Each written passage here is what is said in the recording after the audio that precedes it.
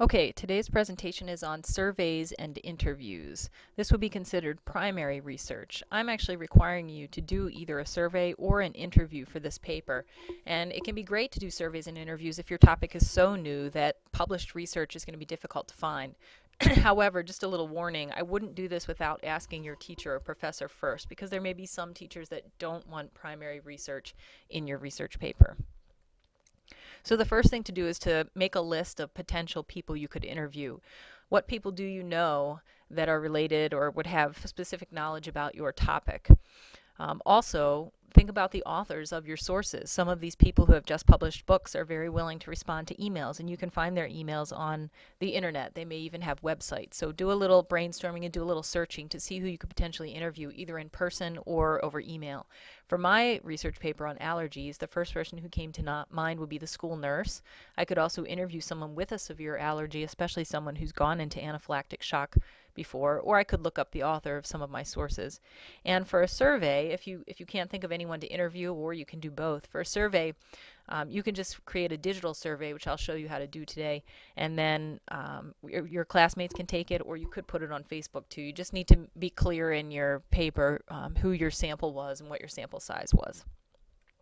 If you're going to interview someone, you should ask them first if they'd like to be interviewed. Probably many of you will be doing email interviews of people that you find over the internet. So here's just a sample email that you can formulate to ask someone if they'd like to be interviewed. You can pause the recording and read it, but some things I'd like to point out are just to keep it short. Most people don't want to have to scroll down in their email. People are busy, so keep it short. Keep it formal. Use a colon after your greeting, and use a proper greeting at the beginning of the email like you would in a business letter. Identify who you are, that you're writing a research paper, what it's about. Ask them for an interview, and then put your questions. And try to create open-ended questions, not yes or no questions. If you don't get much of a response from people, it may be because of the way you formed your questions. So make sure you write them in a way that they prompt people to answer with more than one word. If you're going to do a survey, you need to think about what types of questions you can answer, or you can ask. What kind of information are you trying to get? What are the two sides of your issue? You can write structured questions and unstructured questions. So one example of a structured question would be multiple choice questions. You can force people into a response by giving them only two choices, yes or no. Sometimes if you give them a third choice, maybe, everyone will choose maybe, and you won't get much of a response. So it might be best to force them into a choice initially. You can give them questions with multiple answers, and you can also ask multiple choice questions where they can pick more than one answer. Another type of structured response is the rating or ranking question. So think about your research paper topic. What could you ask them that you could potentially create a scale for, to have them respond by saying, you know, very little, medium, or very high on some sort of scale. And then there's also the ranking question. Is there something that you could list that's related to your topic, and you could have people rank them to figure out what they feel is most important or most dangerous. So you may want to pause the video and take a moment to brainstorm, relating to your own topic, some potential questions. The other type of question is a non-structured question. These questions can be great if you're looking for quotations for your paper. And so you can just take a moment to pause the video and write some questions that would require, you know, more than a one-word response.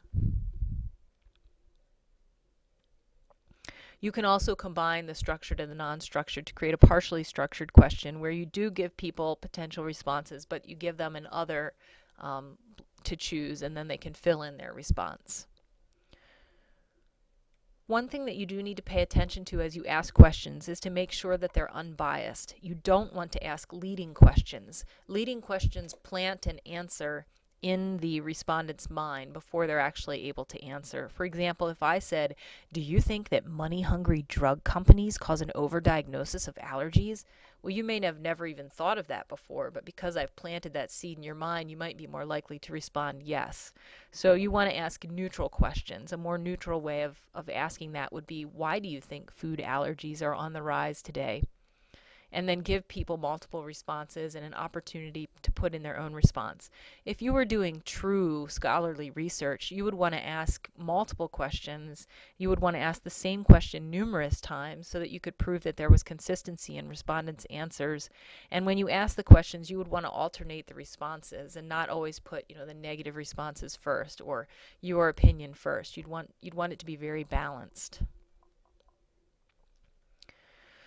For the annotated bibliography that you'll be handing in, I'd like you to indicate to me whether you intend to do an interview or a survey. And these are the citation format for interview and survey. It's quite simple. You use your own last name and first name, not the person you're interviewing, a period, and then what type of interview it is. Is it an email interview, a phone interview, an in-person interview, and then the date and a period. If you're doing a survey, you use your name again since you're the person who did the survey. Give your survey a name and put that in quotation marks. Put the word survey after that and then the date with all the proper punctuation. Now, if you're doing APA style, they actually prefer that you not put unpublished surveys or interviews or anything that's unpublished on your references page. That's what you'll have instead of a works cited page. But for now, just go ahead and put it on the annotated bibliography in MLA style, even if you're doing APA style, just so I know what you intend to do. And then when we actually format your paper in the references page, we'll take that off of it. Ultimately, what you're going for in your paper is a paragraph sort of like this. In a group of 30 high school students surveyed at Stevens Point Area Senior High in Stevens Point, Wisconsin, only 5 noted that they had allergies. Of those 5, only 2 considered their allergies severe. This is about 6%, in accordance with the number of severe allergies in the general population. So you'll be in a very formal way, without using I or saying that you interviewed your friends necessarily. Just state formally who it was that you surveyed or interviewed and integrate that into your paper and connect it with the other information that you've gotten from other sources. So if you're doing APA style, we'll know from reading this who was surveyed and that it was a survey done by you.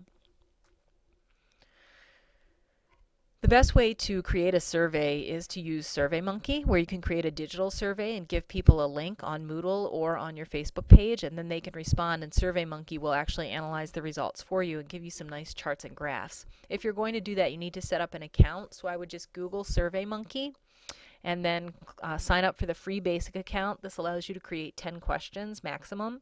And to do that, you should use your Gaggle email address. You won't need the email in order to use SurveyMonkey, but they ask for an email. So I would just put in your Gaggle one, and that is your computer login at pointschools.gaggle.net. So you can set that up.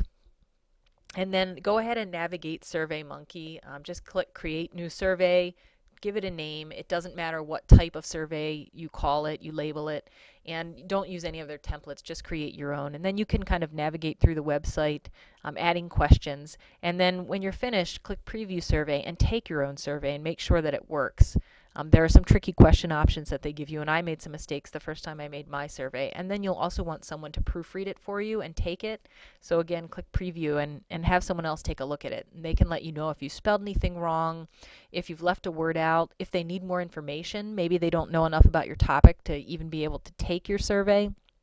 You may need to give them a few sentences of definitions before you ask a question, or maybe you've asked them to mark more than one response, but you've got it set up so they can only mark one response. So have someone look at it, and then once you've finished your survey, go to Share and copy the link, and then go to Moodle, and you'll see where I've set up a place for you to paste the survey, and you'll need to paste it by clicking Control-V. Moodle doesn't like the right click for some reason, so paste that there. And then next week while we're taking notes, we'll take time to take each other's surveys, and then you can look at that information and perhaps pull quotes or statistics to include in your papers.